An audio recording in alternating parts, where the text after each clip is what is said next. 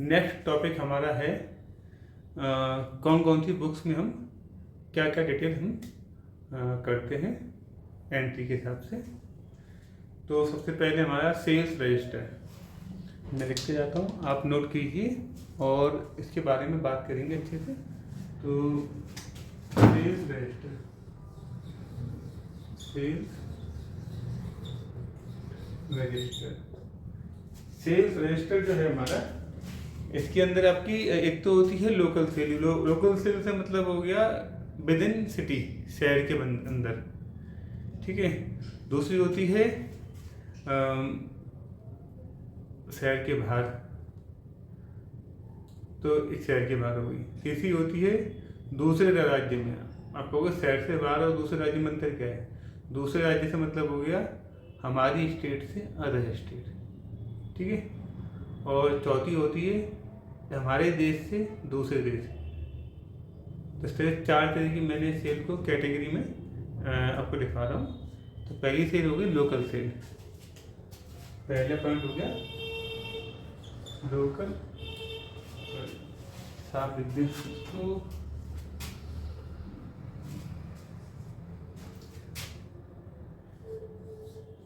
Local cell. Point number 2 आपका intra state sale. Point number 3 inter state sale. Point number 4 export cell.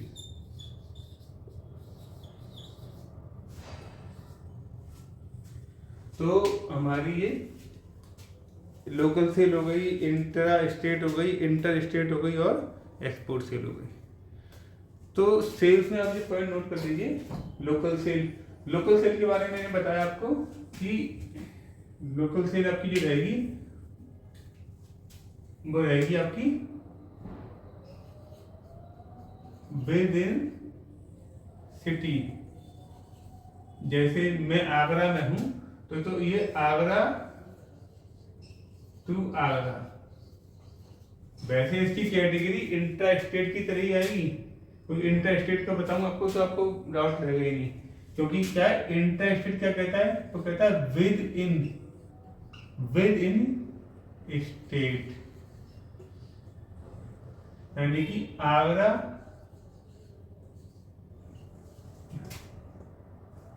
Agra to मान लो गाजियाबाद की spelling थोड़ी सी, गाजियाबाद इसलिए गाजियाबाद, ठीक है। तो अब आगरा यूपी के अंदर है, गाजियाबाद भी यूपी के अंदर है, तो ये इंट्रा स्टेट सेल हो गई। और आगरा टू आगरा ये भी इंट्रा स्टेट सेल की पार्ट है, पर मैंने लोकल सेल इसलिए लिखा है कि आप कंफ्यूज ना हो। होता क्या ज़्यादातर कंफ्यूजन की वजह से कि साहब इंट्रा स्टेट सेल लिखी थी सर ने वहाँ पे कुछ ऐसे बताया था, समझ में नहीं आ रहा। तो लोकल सेल जो है ना वो बस इतना काम करती है आपके लिए, केवल बताने के लिए मैं आपको किया कि जिससे आपको डाउट न रहे कि कैसे इसमें हो रहा है। तो लोकल सेल आपकी, हमारा जो शहर है उसके अंदर हमने किसी को बाल बेचा तो वो लिखी मैंने। पर वैसे इन दोनों कैटेगरी भैया सुन लो अच्छे से, ये दोनों कैटेगरी जो है, दोनों कैटेगरी क्या है? इंट्रा स्टेट, यानी कि intra state within state. तो within state Agra to Agra भी है और within state Agra to Ghaziabad, ठीक है। अब इंटर स्टेट की बात करते हैं। इंटर स्टेट क्या बात कर रहा है? ये कह रहा है आपका अदर स्टेट में, यानी कि आपने कहा कि आपने आगरा से गुड्स भेजा अहमदाबाद,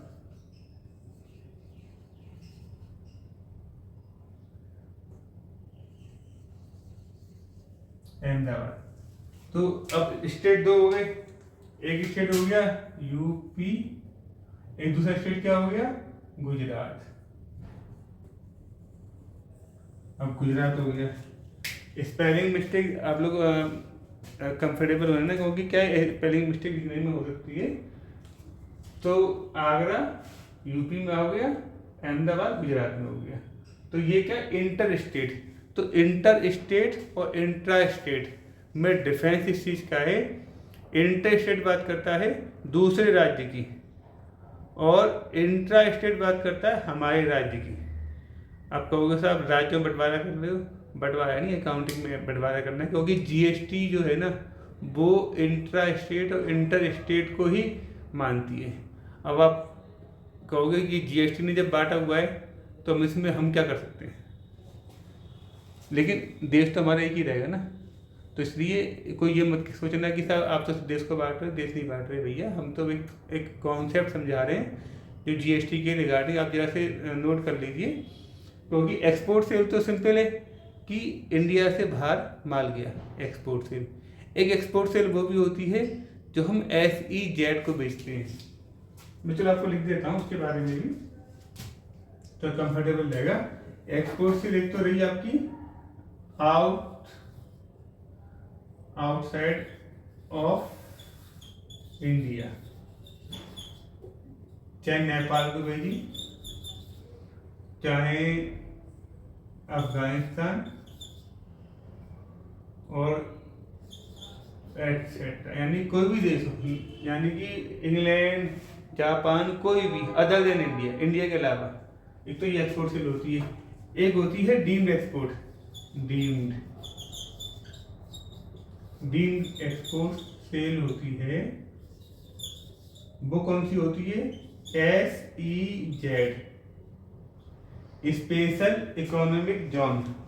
एक इनकम टैक्स में ये टर्म दिया हुआ है स्पेशल इकोनॉमिक जोन, जो कि गवर्नमेंट ने आइडेंटिफाई कर रखा है। जैसे कि नोएडा है, नोएडा में भी एक SEZ है, उसको वो लोग बोलते हैं NSEZ, Noida special economic zone.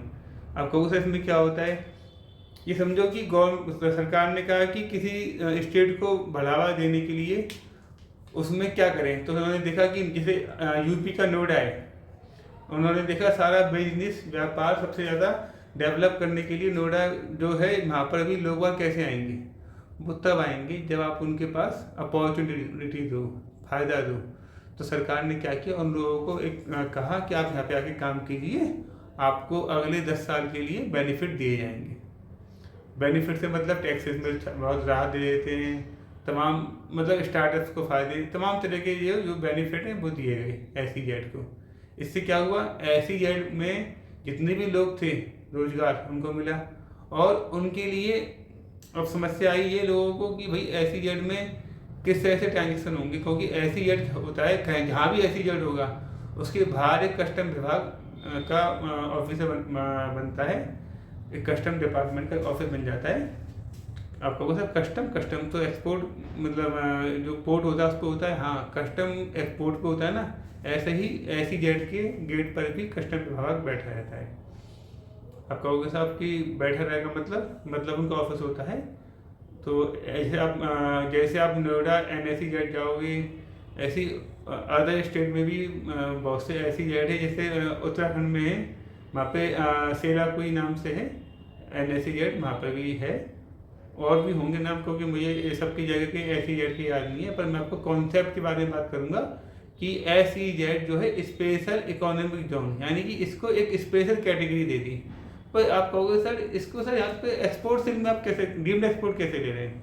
हाँ, डीम्ड एक्सपोर्ट इसलिए ले रहे हैं कि सरकार ने इसमें एक बात कही इनकम टैक्स में कि ये जो बिजनेस है, व्यापार है, जिससे भी परचेज करेंगे वो इनके लिए इम्पोर्ट है, यानी ये व्यापार जिससे भी परचेज करेंगे इनके लिए इम्पोर्ट है, और जिससे भी ये माल सेल करेंगे वो एक्सपोर्ट है।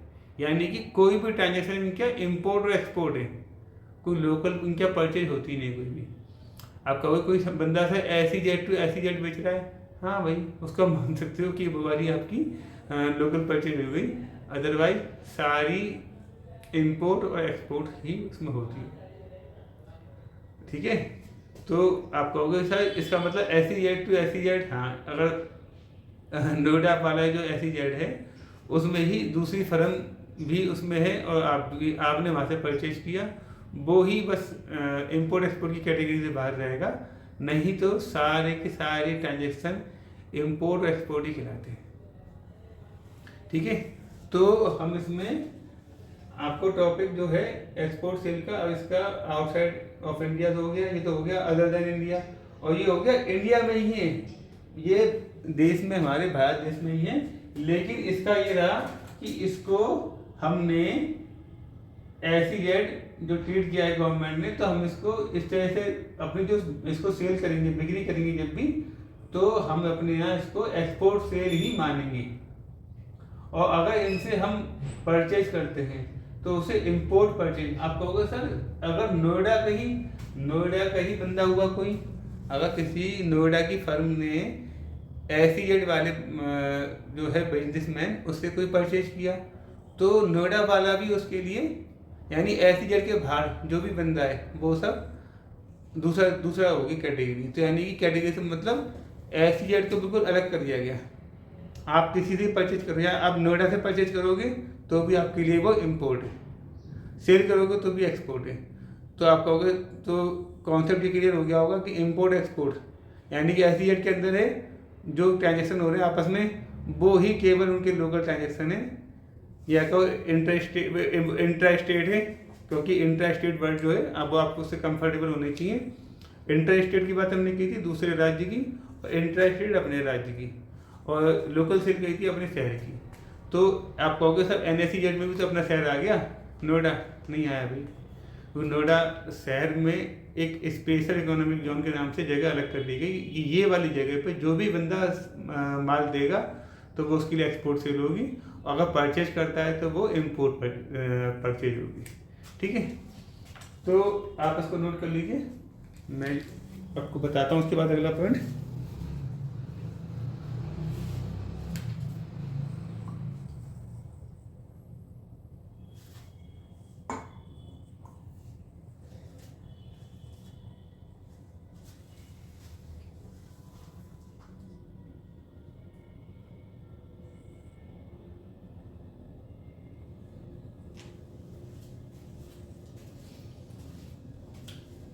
ठीक है, तो आगे बढ़ते हैं। Purchase register, point number 1, local purchase जो लिखता हूं हमेशा लोकल परचेज। दूसरी इंट्रा स्टेट परचेज को अपने साथ इसमें इंक्लूड कर लेना, inter state purchase. Point number 4, import purchase. वही कॉन्सेप्ट लोकल परचेज, यानी कि आगरा टू आगरा। अगर आप रहते हो दिल्ली में तो दिल्ली टू दिल्ली आपने दिल्ली में ही आपने किसी से माल खरीदा तो परचेज आपका हो गया लोकल परचेज। आपने दिल्ली में आप बैठे हो और आपने माल परचेज किया बॉम्बे से, यानी अपने वो नाम है मुंबई से परचेज किया आपने दिल्ली में माल, तो क्या रहेगा नाम उसका, इंटर स्टेट। वो आ गया कैटेगरी 2 में, इंटर स्टेट में। और इंट्रा स्टेट तो दिल्ली तो भैया एक ही दिल्ली है अपने आप में, और तो है नहीं इसके अंदर कोई भी, दिल्ली अपने आप में एक ही स्टेट है। और उसमें अगर एग्जाम्पल पकड़ो उसमें आगरा का, या पकड़ो मुंबई का, तो महाराष्ट्र में मुंबई है, तो महाराष्ट्र में मुंबई है, तो मुंबई में किसी ने मुंबई से दूसरा जो स्टेट है औरंगाबाद हुआ, और जो है नासिक हुआ, या त्र्यंबकेश्वर है, वहाँ पर किसी से भी, क्योंकि मैंने ये जगह देखी है तो इसलिए मालूम मुझे त्र्यंबकेश्वर, तो नागपुर हुआ, और भी जो भी स्टेट्स हैं जो महाराष्ट्र के वहाँ से परचेज करेगा मुंबई का पर्सन, तो वो उसके लिए क्या होगी, इंट्रा स्टेट परचेज। अगर वो परचेज करेगा मुंबई के बाहर से, यानी उसने परचेज किया मान लो परचेज किया आगरा से, डेट से कि उसने आगरा से परचेज किया, तो उसके लिए वो इंटर स्टेट परचेज ही कहलाएगी। ठीक है ना। तो मुंबई टू मुंबई वो ही उसकी लोकल परचेज। मुंबई उसने परचेज की, मुंबई में परचेज की किसी और उससे और शहर से जो कि महाराष्ट्र में आता है, वही आपकी इंट्रा स्टेट परचेज। और तीसरा पॉइंट आपका मैंने बताया कि आप उसने अगर दूसरे स्टेट से परचेज किया, माना उसने गोवा से परचेज कर लिया, तो क्या हो गया उसका इंटर स्टेट परचेज। और चौथा पॉइंट, उसने इंडिया के बाहर से इंपोर्ट किया, कोई परचेज किया, तो इंपोर्ट परचेज। अच्छा एक बात बहुत ध्यान से, इंपोर्ट परचेज या एक्सपोर्ट सेल जो है, इसमें आप इंपोर्ट परचेज को बहुत से लोग क्या करते हैं कि एक्सपोर्ट सेल तो भाई ठीक है, आपने कोई अपने जो सेल्स करते हो, क्योंकि ज़्यादातर हम सेल्स अपने गुड्स करते हैं। और कौन सा परचेज भी तो हम सब परचेज ही करते हैं, हाँ करते तो हैं, पर हम बाहर से मशीन भी मंगाते हैं। तो मशीन हमारे बिजनेस का रेगुलर पार्ट नहीं ना। जैसे हमने लास्ट टाइम भी बात की थी कि हमने लास्ट टाइम ये बात की थी कि हमारा जो बिजनेस है उसकी मेन एक्टिविटी क्या है। मेन एक्टिविटी बिजनेस की क्या है, जैसे सपोज करो कोई है जूते वाली कंपनी जो कि जो जूता बनाती है, जूता बना के एक्सपोर्ट करती है ना। तो उसका काम क्या है, जूता बनाने का, और वो ये बड़े लेवल पे बहुत अच्छे से जूता बना रही है और एक से एक एक्सपोर्ट कर रही है। अब उसकी एक पास क्या है कि वो जो कंपनी है उसने जूता एक्सपोर्ट किया, तो एक्सपोर्ट के करने के लिए उसने रेगुलर बिजनेस क्या हुआ उसका, जूते का एक्सपोर्ट करने का।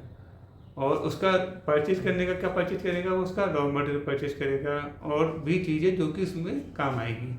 लेकिन आपने कभी ये सोचा है कि उसकी मशीन जो है जूता बनाने की, या जूते में कोई भी क्योंकि तमाम तरह के उसमें वो होते हैं सेगमेंट कि स्टेप बाय स्टेप पे पहले जूते की कटिंग होगी, फिर जूते के हिसाब से पे कटिंग के हिसाब से फिर स्टिचिंग होगी, स्टिचिंग के बाद उसमें मोल्डिंग होगी, तमाम चीज़ें हैं जिसके बाद जूता बनता है। आपको जूता जो पहनते हो उसमें कई सारे होके एक प्रोसेस एक जूता बनता है, तो उसके लिए मशीन चाहिए होती है। अब बहुत सी मशीन इंडिया एक्सपोर्ट तो मतलब इम्पोर्ट ही करता है विदेश से। तो वो क्या है, जैसे उसने मशीन इंपोर्ट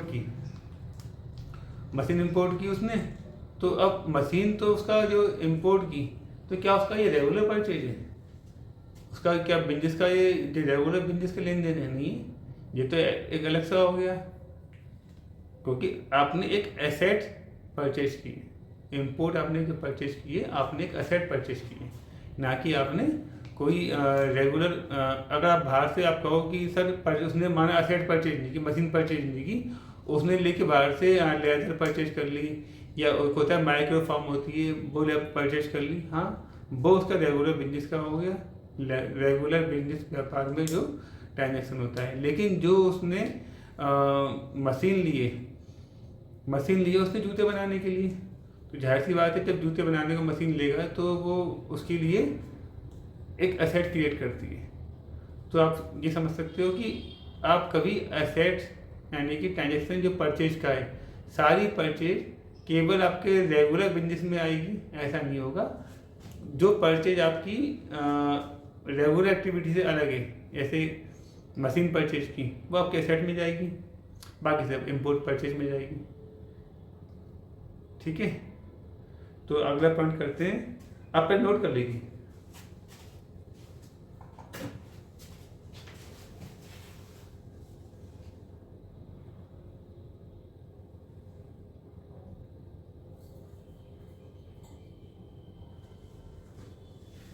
आई होप आपने नोट कर लिया होगा इन चारों का नाम। अब इसमें बढ़ते हैं आगे कि परचेज रजिस्टर हो गया आपका जी। अब है जनरल रजिस्टर।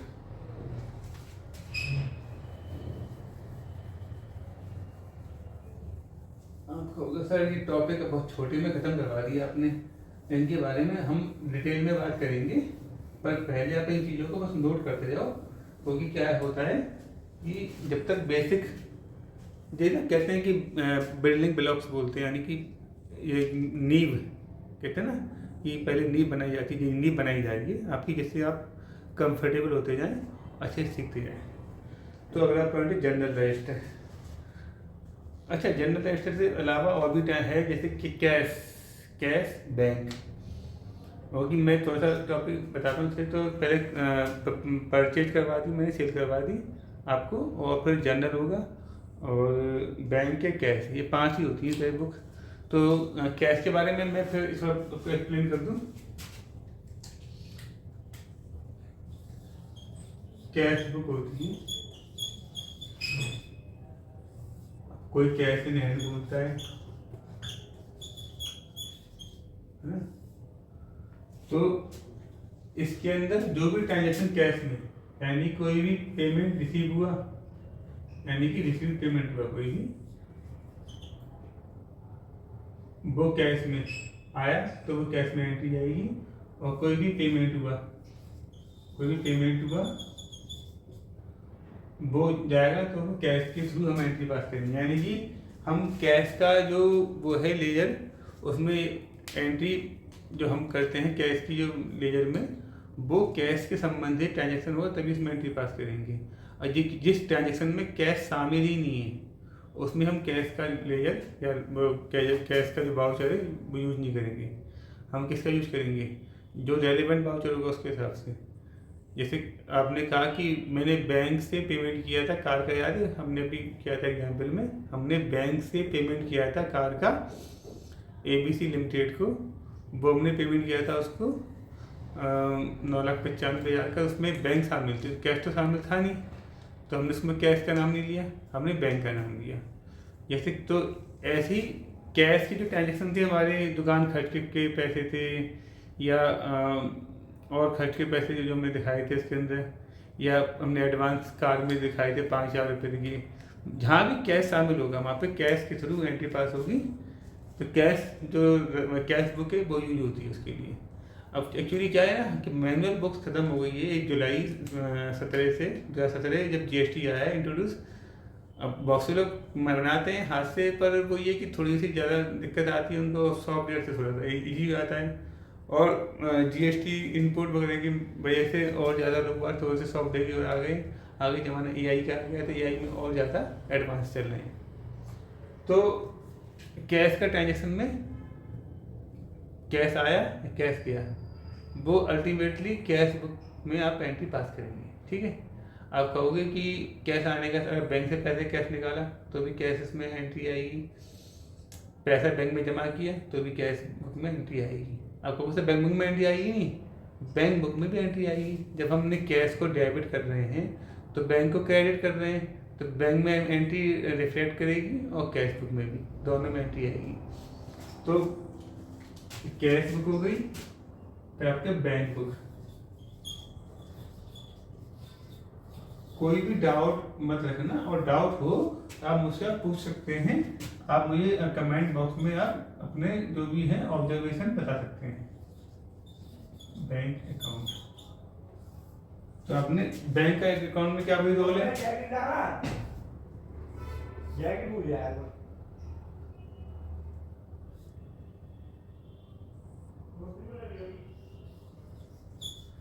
रिसीव्ड और पेमेंट।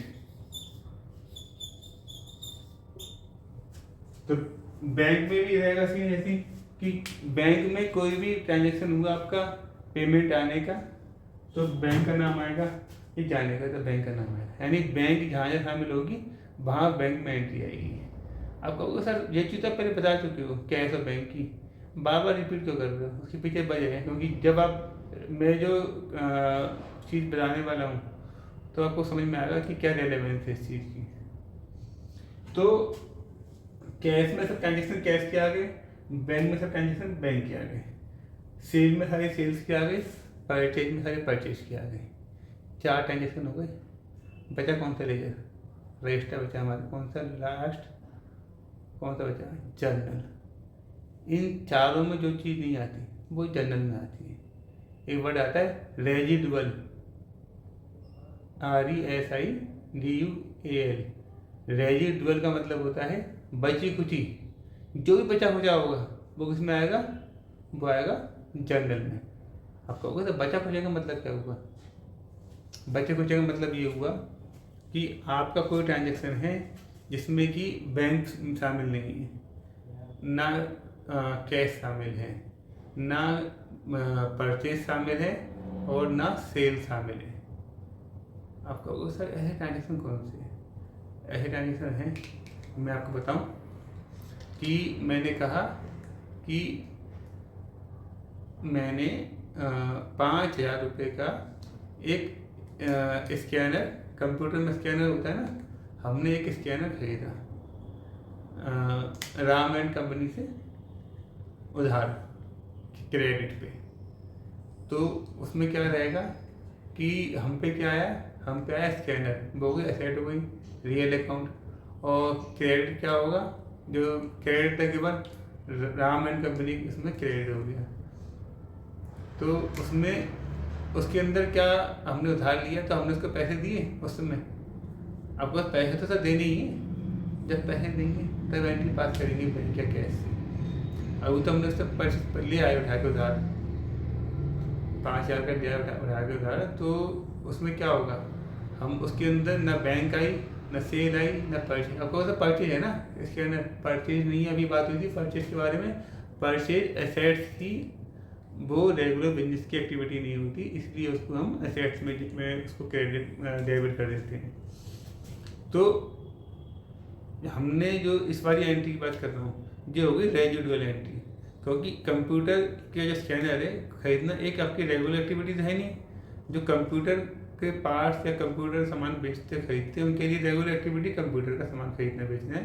लेकिन जो यूजर है कंप्यूटर का, वो कोई सामान खरीदता बेचता है तो उसकी जो एंट्री है वो एंट्री उसकी पास जो करेगा, तो जाहिर सी बात है उसके लिए वो एक अलग एक्टिविटी होगी ना।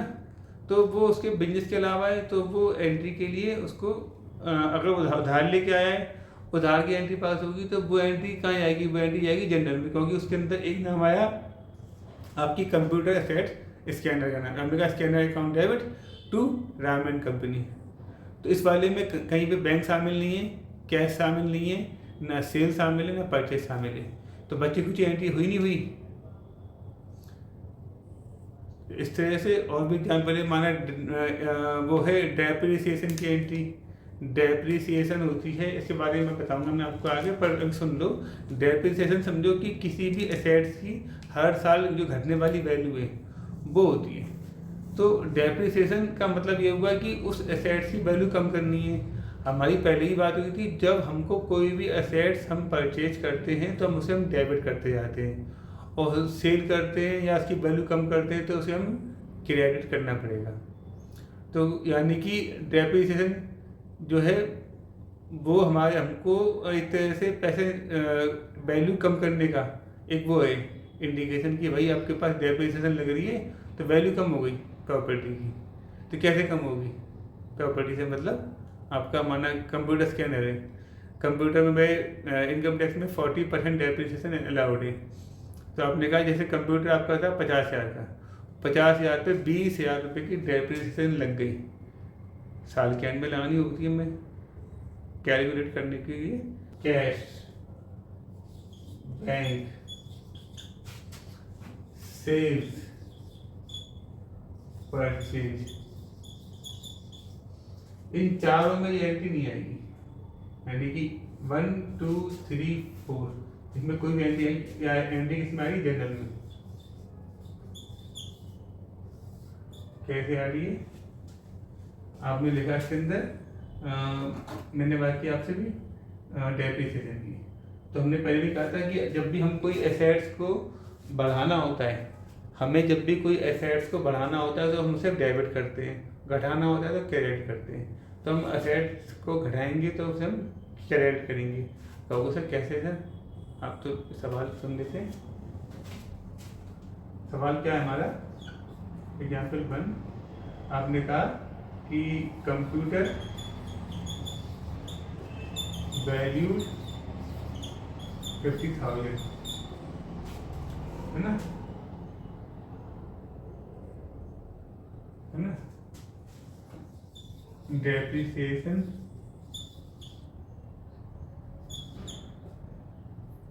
40%, इस पे आएगी आपकी 40% डेप्रिसिएशन। तो हम यहाँ पे कर देते हैं 50,000 मल्टीप्लाई 40%, कितना आया ये आया 20,000। ये आपका है डेप्रिसिएशन, ये आपकी क्या है डेप्रिसिएशन, ठीक है। अब कंप्यूटर की वैल्यू कितनी होगी बुक्स में, कंप्यूटर की वैल्यू बुक्स में होगी हमारी 50 में से 20 गए तो 30,000 रुपये, यानी कि 50,000 माइनस 20,000 रुपये 30,000 रुपये, ठीक है। यानी कि 30,000 रुपये हमारी एसेट्स हमारी वैल्यू बची। तो इसको WDV भी बोलते हैं, WDV रिटन डाउन वैल्यू। इसकी एंट्री पास करते हैं बुक्स में। एंट्री पास क्या होगी इसके अंदर,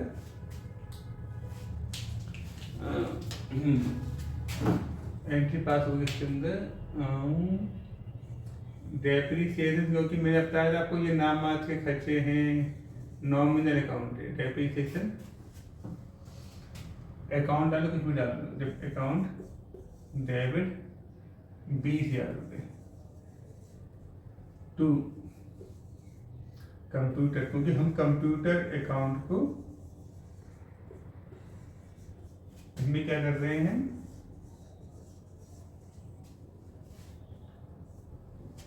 हम कंप्यूटर अकाउंट को वो माइनस कर रहे हैं, घटा रहे हैं। तो हमने कंप्यूटर क्रेडिट करते ही इसकी वैल्यू 30,000 रहेगी, यानी कि हमने इस अमाउंट 20,000 से कंप्यूटर को कर दिया क्रेडिट, क्रेडिट द एसेट, ठीक है। और डेबिट कर दिया हमने अपने जो खर्चा है, तो डेप्रिसिएशन हमारे लिए खर्चा है, क्योंकि एक तरह से आप कहोगे सर खर्चा, क्योंकि आप कहोगे सर पैसे तो गए ही नहीं, एसेट के गई नहीं, एसेट तो गई नहीं है, पर क्या है एक बनाया गया सिस्टम कि आपका पैसा जो जा रहा है हर साल आपकी जो वैल्यू लगातार घटती जा रही है, प्रॉपर्टी की मशीन है उसकी वैल्यू घटती जा रही है। तो जब आप मशीन वाली जब एकदम ख़त्म एकदम जीरो हो जाएगी, या समझो आपको नहीं लानी है, तो आपको कहोगे पैसे कहाँ से आएगा, फंड कहाँ से आएगा, वो फंड ये वाला अमाउंट है, ये अमाउंट आपका फंड है, जबकि वो हर साल आपके पास आपके कैपिटल अकाउंट में ऐड होते जा रहा है प्रॉफिट के रूप में। आप कहोगे सर समझ में नहीं आ रहा, समझाऊंगा, पर अभी आप स्टेप बाय समझते जाइए, है ना। तो being 40% depreciation on computer valued 50,000।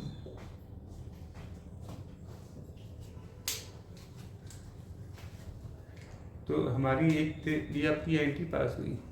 तो हमने जैसे बात की भी जनरल में एंट्री कौन कौन सी आएंगी, जनरल में वो सब एंट्री आएंगी जनरल के अंदर जो भी एंट्री बात करती है इस बात की आपका जो भी बचा हुआ है सेल से, परचेज से, कैश से, जो ये चारों नाम लिखेंगे उन पर, कैश, बैंक, सेल्स और परचेज, इन चारों में नहीं आ रही है एंट्री ये वाली एंट्री इसलिए जनरल में आएगी। तो जनरल का कितना बड़ा वो है, अगर कोई भी वो किसी के ने इसको संभाला नहीं तो जनरल संभालेगा। वो कहते हैं ना फैमिली में कि जब समस्या आई, उसने कहा छोटी मोटी समस्या भैया से भाई से कह दी, कोई प्रॉब्लम है सिस्टर से कह दी, और थोड़ी बड़ी प्रॉब्लम है माँ से कह दी, अल्टीमेट पिताजी आए, जो भी बच्ची खुची प्रॉब्लम है उनके पास ही लेके पहुँचे, बताइए क्या करना है। तो वो ही फिर कहते हैं ठीक है भाई मैं करूँगा आपकी हेल्प, जो भी प्रॉब्लम आपकी आएगी। इसका मतलब ये हुआ हमको अपने पास एक दिमाग में रखना चाहिए कि जनरल जो है जो अल्टीमेट वो हेड है जो सब कुछ करने के बाद, सारे लेन देन करने के बावजूद भी अगर बचता है तो वो जनरल है।